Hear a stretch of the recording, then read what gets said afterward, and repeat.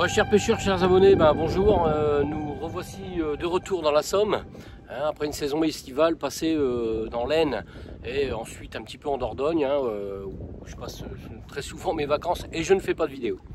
C'est les vacances famille, donc voilà. Donc dans l'Aisne, pour faire un petit bilan, ça s'est bien passé, j'ai découvert des nouveaux poches, j'ai rencontré de belles personnes. Et puis ça a pêché, on a fait du poisson. Bon, après c'est la période estivale, il faut pas rêver, on fait pas des gros cartons. Donc nous voici de retour dans la Somme avant la reprise du travail. Donc on va faire une session un peu plus longue et je pense que vu les conditions météo, elle devrait être pas mal, Donc dans cette vidéo on va aborder un sujet primordial. On va parler d'appât. En fait, je ne vais pas vous donner de recettes, mais je vais vous donner des astuces, enfin des pistes de réflexion. Pourquoi un appât marche et pourquoi un autre appât ne marcherait pas. Donc tout ça, c'est mûri d'une longue réflexion de plusieurs années, de beaucoup de tests dans l'eau, beaucoup d'observations du comportement alimentaire des poissons. Et aujourd'hui, j'en tire quelques conclusions. Alors certes, il n'y a pas d'appât miracle, mais quand on maîtrise quelques bases comme celles que je vais vous donner à la suite de cette vidéo, normalement vous devriez faire de la carpe régulièrement et à peu près partout. Donc voilà, après pour la taille des poissons, je l'ai déjà dit, si vous voulez prendre des grosses carpes, allez où il y a des grosses carpes. Donc voilà, il suffit d'observer le biotope, on en a déjà parlé dans des vidéos. Comment choisir le lieu où on pourrait éventuellement toucher les grosses carpes. Donc ici c'est ce que j'ai fait. Donc malgré qu'il y a une population assez hétéroclite dans ce bief, écoutez, on verra bien ce que ça donne. En tout cas les astuces dans cette vidéo vous les aurez, je vais vous les donner. Et puis j'espère qu'on va se régaler ensemble en prenant du beau poisson complètement sauvage. Allez, à tout à l'heure. Bon voilà, le campement est installé. Alors j'ai installé le campement tout de suite. Pourquoi? Parce qu'il pleut. Donc j'ai mis toutes mes affaires à l'abri tout de suite. Et ici, avant de commencer à monter le rod pod, enfin les pics, monter les cannes, etc. On va amorcer toute la zone. Donc dans cette vidéo, comme je vous ai dit, je vous ai expliqué qu'on allait voir comment, je ne sais pas comment vous le dire, comment un appât fonctionne. Et grâce à quoi la carpe le détecte et vous pouvez ainsi enchaîner les touches. Donc il faut bien écouter ce que je vais dire, je ne vais pas vous donner une recette miracle, mais si vous écoutez bien, normalement à la fin de cette vidéo, vous aurez compris pourquoi vos bouillettes marchent ou ne marchent pas et vous pourrez modifier vos recettes pour faire du poisson partout. En attendant, on va donner du goût au canal, on va donner à manger aux poissons, voilà, il faut en mettre partout, même sur les zones où vous ne pêchez pas, voilà, comme ça le canal aura du goût. À tout à l'heure.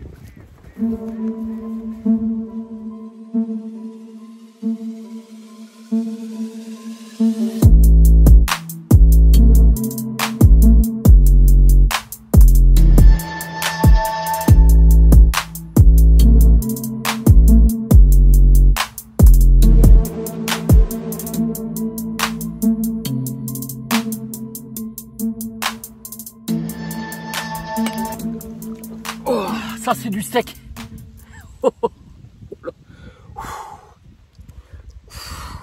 Super fiche. Yes.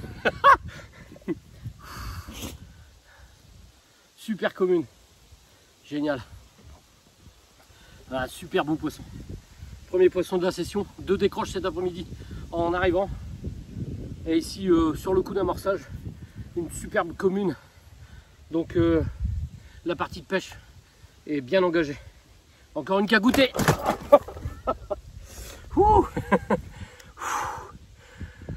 Du bio-pichon. Allez, deuxième touche. Peut-être une demi-heure d'écart. Voilà. Une super commune. Encore une super commune. Le poisson il est sur l'amorçage dès le début. Oh, je vais pas y arriver. La première était un peu longue, facile à prendre. Celle-ci, elle est un peu bouboule. C'est un peu plus compliqué à prendre. Et quel poisson, des couleurs de ouf. Regardez-moi ce bijou. Ouh, super fiche. Belle commune. Waouh, magnifique. Allez, on va la remettre à l'eau. Puis on va continuer à rappeler. Quatrième touche. Bon, les deux premières, bon, décroché. Mais bon, là, voilà quoi. Là, ça paye. Yes. Bon, troisième poisson. Une énorme commune qui fait quasi 20 à 100 grammes près. Mais une morphologie, une taille. Taillé pour le combat quoi.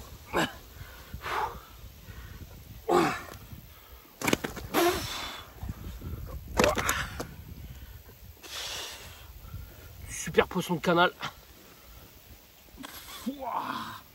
Énorme. Taille hors norme.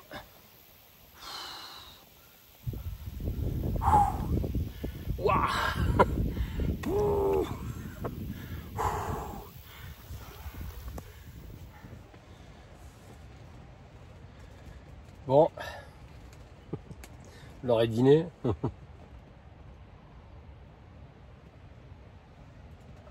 Alors, une superbe miroir pour clôturer cette nuit. Alors pourquoi pour clôturer cette nuit, il y a énormément de vent, donc j'ai très peu dormi. J'ai déjà fait du poisson, donc j'ai décidé de relever les cannes pour cette nuit. On va arrêter la pêche. Alors certes j'ai relevé les cannes, mais j'ai réamorcé ma zone avec 2-3 kg de bouillettes pour dire dans 3-4 heures être au taquet au matin et avoir de la nourriture sur le poste. Donc d'entrée de jeu, demain matin, de bonne heure, je poserai mes cannes, je remettrai quelques billes autour de chaque canne. Et puis normalement ça devrait le faire, puisque j'ai déjà fait sur 5 touches, je fais quand même 3 touches la journée. Donc j'en fais 2 dans le noir. Donc ce qui est plutôt pas mal. Donc puis vu les conditions météo, je pense que ça va continuer à dérouler dans la journée. Bon là je vous dis, il y a un vent de fou, c'est compliqué pour dormir, plus les touches. Donc voilà, j'ai mis fin à la pêche pour cette nuit, et puis on va se reposer. Voilà, de toute façon ma nuit est faite, hein. Donc bon, je fais 2 décroches hier après-midi. Hier en fin de journée, je fais une superbe commune de 18. Je fais une 18,5 derrière. Là je viens de faire une miroir de 22. Voilà, c'est un ticket fait quoi, donc j'ai un ticket gagnant. Donc bon, un petit café, on va se nicher bien dans son duvet, dormir bien quelques heures pour être au taquet au niveau pêche demain matin. Donc je vous reprends tout à l'heure.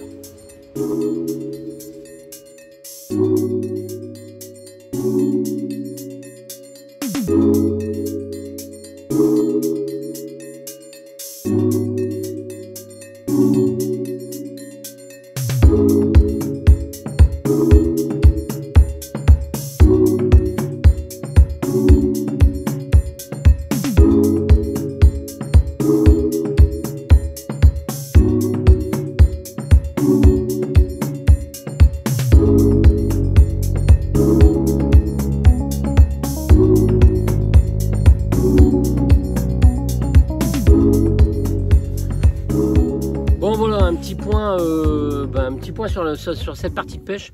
Donc on totalise 4 poissons mis au tapis, 3 décroches. Je ne peux pas expliquer les décroches. Les poissons que j'ai piqués, c'est avec les mêmes montages, donc je les ai piqués parfaitement. Derrière la lèvre du bas, la bonne longueur, l'hameçon hyper piquant, un plomb lourd bien bloqué, c'est nickel, ça a super bien marché. Et entre deux, sur cette même canne, je fais des décroches. Alors j'arrive pas à expliquer, ma longueur de cheveux est bonne, enfin voilà, puisque j'arrive même à faire des grosses tanches, je fais des très grosses tanches. Donc voilà, parfois on ne sait pas expliquer ce qui se passe. Et puis, bah, faut pas chercher à comprendre, c'est tout. Hein. Enfin, si, il faut chercher à comprendre, mais quand il n'y a pas de solution, il n'y a pas de solution. C'est dû à la façon de s'alimenter du poisson. Bon, c'est tout, c'est comme ça. C'est comme ça. Voilà, ça fout genre un peu les boules parce que bon, la moyenne est quand même assez élevée, elle est quand même d'une vingtaine de kilos. Donc sur de très gros poissons. Donc on se fait vraiment plaisir. Donc bah, cette vidéo, comme je vous l'ai dit, faut bien écouter ce qui s'y passe. Ça vous donne beaucoup d'indications. Voilà, pourquoi une bouillette va marcher et pourquoi une bouillette ne va pas marcher. Donc déjà, premièrement, on l'a déjà vu, une bouillette ne doit pas être étanche. Elle doit travailler, diffuser dans l'eau. Pourquoi elle doit diffuser? Pourquoi elle doit libérer ses molécules dans l'eau? Parce que le poisson, il cherche sa nourriture en permanence et détecte les molécules dans l'eau grâce à sa ligne latérale, grâce à ses barbillons, grâce à tous ses capteurs sur ses écailles, grâce à la vue parfois aussi. Hein, un poisson voit très bien ce qui se passe. Ici on a des eaux hyper claires, donc ben voilà, c'est tout ça. Mais il y a quelque chose qui rentre en ligne de compte, qui est très important. C'est la détection buccale. Donc en fait, tous les poissons filtrent l'eau en permanence. Donc c'est pour ça, je vous parlais de l'aspect visuel. Regardez, en pleine nuit, elle est capable de trouver une bouillette foncée, à moitié enfoncée dans la vase. C'est pas un problème pour elle. Donc à condition que cette bouillette diffuse et qu'elle soit composée correctement. Donc pour se recentrer un peu, bah, le poisson lui nage, il filtre l'eau dans sa bouche, tout repasse dans ses ouïes, et là il y a des millions de capteurs qui se mettent en route, hein, qui vont lui donner des informations sur ce qui se passe autour d'elle. Hop, ça a sauté là derrière, j'ai pas vu, je sais pas si vous l'avez entendu. Donc on a eu une période d'inactivité dans la journée hier, il a fait très chaud, là ça se couvre, le vent revient et réannonce de la pluie, donc ça va être très bon. En plus on est sur une zone amorcée. Donc je disais, voilà, le poisson filtre en permanence. Donc quand l'eau rentre dans sa bouche, et elle évacue par les ouïes, tous ces capteurs, tous ces sens se mettent en service, on va dire. Hein, ses papilles gustatives, tous ses barbillons, enfin l'ensemble dans ses ouïes, et elle capte les molécules, et ça lui donne des indications. Est-ce de la nourriture? Est-ce pas de la nourriture? Est-ce que je suis dans une eau oxygénée ou pas, etc. Donc n'oublions pas que nous, quand on a faim, on va ouvrir le frigo, on se sert. Le poisson, il est en mode survie, comme nous, il y a plusieurs centaines d'années. Donc il faut qu'il trouve sa nourriture en permanence. Donc tous ces sens sont très affûtés. Donc voilà, tous ces sens se mettent en action automatiquement. Donc le poisson, en fait, on va dire qu'il goûte l'eau, en fait, en permanence. Donc si votre bouillette est étanche, elle ne diffuse pas, donc elle ne va pas le trouver. Si votre bouillette ne correspond pas à ce qu'elle recherche en termes de nourriture, bah pareil, elle va pas y toucher, ou beaucoup moins. Par contre, si vous avez une bouillette équilibrée, hein, on a déjà parlé des hydrates de carbone, tout ça, on va pas revenir dessus, on en a déjà parlé dans une vidéo. Automatiquement, elle va être prise pour une nourriture de suite et elle va être captée de suite. C'est pour ça qu'une bouillette, bah, c'est pas la peine de la colorer, c'est pas la peine. Voilà, là, ici, ce week-end, je pêche à la bille coriandre, hein, vous connaissez tous la recette. Je suis en train d'apporter quelques petites modifications et je vous donnerai les résultats dans quelques mois. Elle est marron foncé, dans le fond c'est noir foncé, marron foncé, et elle trouve très bien les billes. La preuve, j'ai fait de la tanche, j'ai fait de la brème, j'ai fait de la carpe, donc il n'y a pas de raison. Donc à partir du moment où votre bouillette diffuse, elle va libérer ses molécules dans l'eau et le poisson va le trouver, c'est automatique. Voilà. Donc utiliser par exemple des épices, c'est très judicieux parce que les épices sont hydrosolubles, donc elles vont automatiquement sortir de votre bouillette et se diffuser dans l'eau. Et le poisson, quand il va nager, lui va finir par capter les molécules à un moment ou à un autre. Donc bon, après si le poisson n'est pas là, votre molécule va se dilater dans des volumes d'eau incroyablement grands. Et ben là c'est tout, c'est fichu quoi. Mais si le poisson est dans la zone, s'il passe au-dessus, hein, ou sur les côtés, ou voilà, donc l'alcool ça aide à avoir une diffusion tridimensionnelle, plus vos huiles. Ben voilà, le poisson va automatiquement capter ces molécules de nourriture. Voilà pourquoi des bouillettes simples, équilibrées, mais qui diffusent fort, prennent autant de poissons.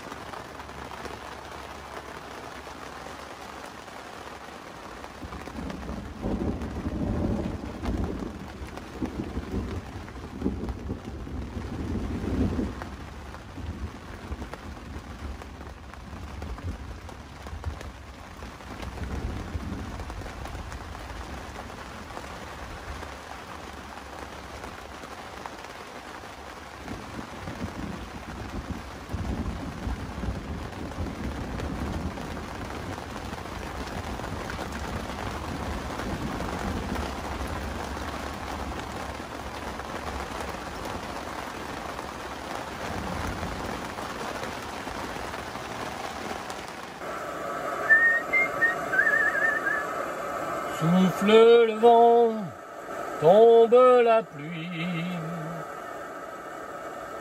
que je fasse du poisson.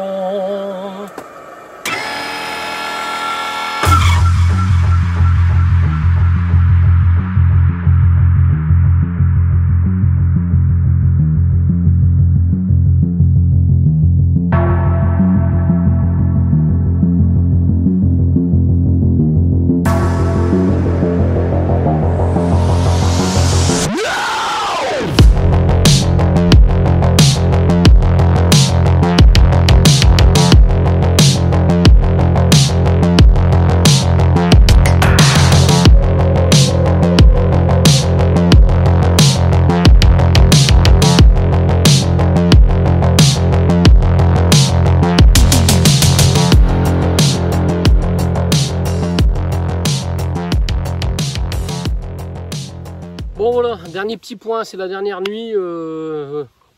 La journée fut très calme. On a eu de l'orage et de la pluie toute l'après-midi. Donc peut-être que ça va continuer à activer le poisson parce que bon, il y a une baisse de régime par rapport à la première nuit. Par contre, tous les soirs, on a fait du poisson, quoi. Donc, je vais devoir une canne bouger, excusez-moi. Et ce matin, je pique une furie. Je la casse dans les branches, hein, c'est la deuxième. J'en ai cassé une cette nuit et une ce matin dans les branches. Mais celle de ce matin, j'ai pas réussi à la freiner, j'ai pas réussi à la faire tourner. C'était vraiment très violent, donc un très beau poisson certainement. Et puis je l'ai perdu, j'ai été coupé dans les branches. Donc voilà, c'est des choses qui arrivent. Et puis cette nuit, pareil, j'ai eu le tour aussi. Pourtant, je me suis levé assez vite, mais voilà. Bon, une session qui montre que si on a une bille qui diffuse bien ses molécules dans l'eau, ça permet aux poissons, quand ils passent dans la zone, puisqu'on pratique l'amorçage de zone que vous connaissez tous maintenant, hein, c'est plus une découverte. Hein, vous imaginez bien que si on a une bouillette qui diffuse, qui donne ses molécules dans l'eau, et en plus quand on fait une zone d'amorçage, ça vous fait vraiment une zone attractive, je dirais beaucoup plus efficace que la graine, en termes de résultats, de moyenne, de poids, de poissons. C'est sûr que si on fait un immense tapis de graines, on va attirer énormément de poissons également. Sauf qu'on va taper des petites carpes et on va certainement taper beaucoup de blancs. Donc avec la bouillette, on évite ça tout en gardant une zone hyper attractive. Voilà, vous l'aurez compris, le poisson goûte l'eau. Voilà, il faut le garder dans votre tête en fait, hein. Il est sans arrêt en train de filtrer l'eau et la moindre molécule va lui donner des indications. Donc il faut lui donner les bonnes indications pour qu'elle descende sur vos billes. Donc quand vous élaborez votre bille, pensez-y. C'est pas en mettant plein de produits que ça va diffuser beaucoup plus, c'est en travaillant sur la texture, sur la saveur que vous allez donner, la ligne directive que vous allez donner à votre bouillette. Et surtout ne pas mélanger 36 appâts sur votre zone. 2 maximum. Il faut que le poisson n'ait pas le choix en fait. Donc, et ça vous permettra d'enclencher beaucoup plus de départs. Malheureusement ici ce week-end j'en ai perdu au moins, alors les 2 casses, et j'en ai décroché au moins 3. Donc c'est énorme, hein, c'est énorme. J'ai sorti 6 poissons, voilà, on a une bonne dizaine de départs, mais avec beaucoup de pertes. Donc ça coince dans les herbiers, c'est une pêche compliquée. Voilà, bon, on n'est quand même pas descendu en dessous de 18 kg, donc c'est quand même pas mal. Donc voilà une nouvelle réflexion à avoir quand on fabrique ces appâts, et puis ce qu'on va en faire, la façon qu'on va les amorcer, pour dire de faire descendre le poisson sur cette nourriture et enclencher de la touche. Bon, ça y est, les poissons sont revenus. On a eu une accalmie là, 24 heures. Et le temps, il s'est remis. J'ai continué à amorcer, toujours pour donner du goût à l'eau, en fait, hein, comme on dit.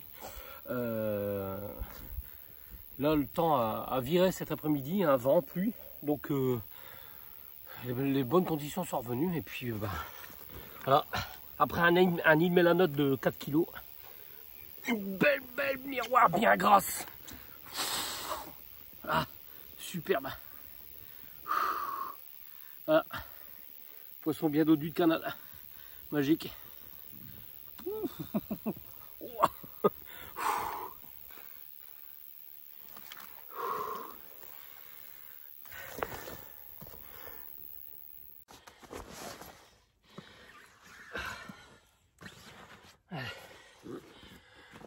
Bon, malgré on est vendredi soir, hein, il y a du monde qui arrive au bord de l'eau, et je sais pas, en face, de l'autre côté du canal, ça tape des tôles des piquets de fer, tout ce qu'on veut depuis plus de 2 heures. Là.